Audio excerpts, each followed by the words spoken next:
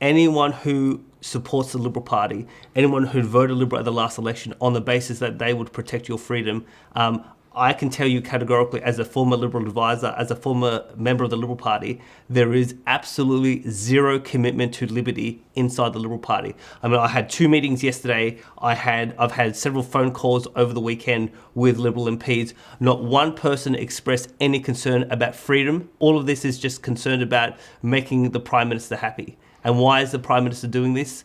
Why is the Treasurer doing this? It is because of dictates from the IMF, the BIS, and the global elites. That's the real story. At this point, there is no concern, and if we don't apply maximum pressure on the government, they are going to pursue this reckless policy, which I think will do irreversible damage to freedom in this country. It's worth saying, of course, if you go back a couple of years to the bail-in legislation, that was snuck in through the back door, effectively hardly debated and nodded through. Yes. And so the risk is that they might even try that same game again here, which is why it's so important to be highlighting and stressing the criticality of this discussion. Absolutely. The government has provided no empirical evidence that the ban will actually improve tax revenue, or it will actually reduce the black economy. There is no cost-benefit analysis that I can see that they've done on this. And I'm assuming if a journalist asks the Treasurer or the Assistant Treasurer or the Prime Minister, has Treasury done a cost-benefit analysis on this particular law before you put it out for consultation, the answer would be no. So, John, one of the interesting things, you talk about the global elites, but then ask the question, right, who was involved in the Black Economy Task Force back in 2017-18, right? It's the global elites again, isn't it? Indeed. Look at it. So the former head of KPMG, the global KPMG, which was an Australian, he wrote the task force, and there was a whole bunch of other elitists on this Black Economy Task Force pushing for this particular cash ban. So again, I mean, our elites are in cahoots with the global elites, trying to push these global solutions, and then they try to say it's nothing to do with negative interest rates. Well, again, when the journalists say there's no link between the government's policy and in terms of negative interest rates, well, the Black Economy Task Force itself makes the link in the report. So this is a quote from the report. This is from Chapter 3, which talks about moving towards a near cashless society. It says, quote, some economists, including Ken Rogoff, former chief economist of the International Monetary Fund, argue that financial stability and the effectiveness of monetary policy may also benefit. So they made a recommendation, put in this $10,000 limit. By the way, this former chief economist from the IMF says it actually may help monetary policy. Well, what did Ken Rogoff say? 25 September 2017 for the Wall Street Journal, Ken Rogoff talked about moving towards a cashless society. The war on cash is about giving central banks more flexibility about pushing negative interest rates. And so again, if a journalist says there's no link, I mean, this is corrupt. This is absolutely corrupt, because the Black Economy Task Force quotes an economist, and the economist in his own words says this is about negative interest rates. Yeah, John, so it's pretty much joining the dots, isn't it? Right?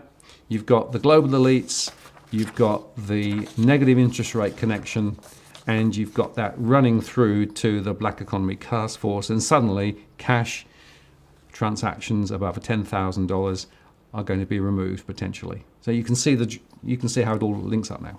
Again, if the mainstream media don't report about this, it just proves how corrupt our country is. So the quote from this paper goes on: in the cashless world, there would be no lower bound on interest rates.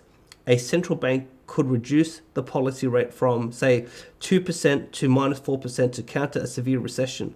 The interest rate cut would transmit to bank deposits, loans, and bonds. Without cash, depositors would have to pay the negative interest rate to keep their money with the bank, making consumption and investment more attractive. This would jolt lending, boost demand, and stimulate the economy. When cash is available, however, cutting rates significantly into negative territory becomes impossible. Cash has the same purchasing power as bank deposits, but at zero nominal interest. Moreover, it can be obtained in unlimited quantities in exchange for bank money. Therefore, instead of paying negative interest, one can simply hold cash at zero interest. Cash is a free option on zero interest and acts as an interest rate floor. So this is the biggest open and shut case in public policy in 2019.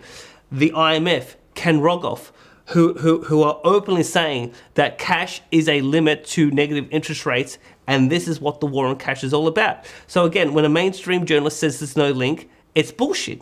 When I met with this Liberal senator yesterday, and I said that if you cannot stimulate the economy in the next financial crisis, and this global debt bubble implodes, it's going to be the biggest depression in world history. Why? Because it's the biggest debt bubble in the history of the world.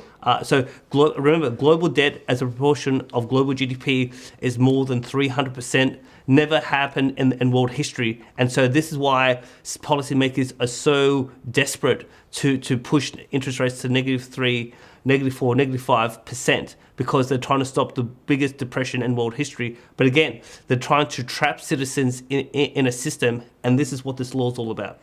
Yeah, it's so transparent, it's so clear and so worrying, and yet the media don't want to touch it. I told politicians yesterday, your government's going to implement it. The Reserve Bank has been telling the commercial banks that they're going to implement it. We already have negative interest rates around the world. The ASX itself, the stock exchange, put out a press release in the last fortnight, and this press release was reported by Bloomberg and the AFR and a few others, and we'll put it up on the screen. And they're basically saying that the ASX are recalibrating their investment products and their trading systems to allow for trading of products with negative interest rates. We're not making this up. I mean, negative interest rate exists around the world. The Reserve Bank is telling people privately it's coming, and the ASX is now openly saying that they are changing their systems so that if we have negative interest rates, investors can trade on the stock exchange in that environment. I mean, again, what else? What else do we have to say other than it is so obvious that negative interest rates are coming? But the government said nothing about this in the election. There is no democratic mandate for negative interest rates. I fundamentally oppose negative interest rates. The elite are going to force this down our throats. There's nothing that we can do that in terms of what the elite think. The elite think that they have so much power, both physically, militarily, as well as psychological power in this country. They're just going to implement this and say, suck it up. I say to every citizen watching this, do not underestimate the power you can have on politicians by if you call them up, if you send them emails, and you basically say, we will vote you out of power if you vote for this bill. Yeah, and in the interests of the people, and it is in the interests of the people. Absolutely. Right? Make your voice known, because this is dumb policy. It dilutes civil liberties, but more importantly, it also sets the bear trap for deep negative interest rates down the track. The bill is the greatest assault on economic freedom in the last 2 or 3 decades. The government has made a series of claims that it will deal with the black economy. International experts dispute the government's claims. The government has no empirical evidence to suggest that they will achieve its policy objectives. I can't save Australia. Martin North can't save Australia. Robbie Barwick can't save Australia. If the citizens themselves don't stand up and defend their own country, they're going to lose freedom.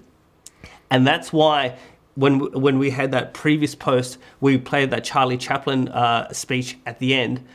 What did he call for? He called for individuals to stand up, because if we don't, basically we are going to have a regime that's going to basically trap people in a financial system, and their wealth is going to be sucked out by the banks.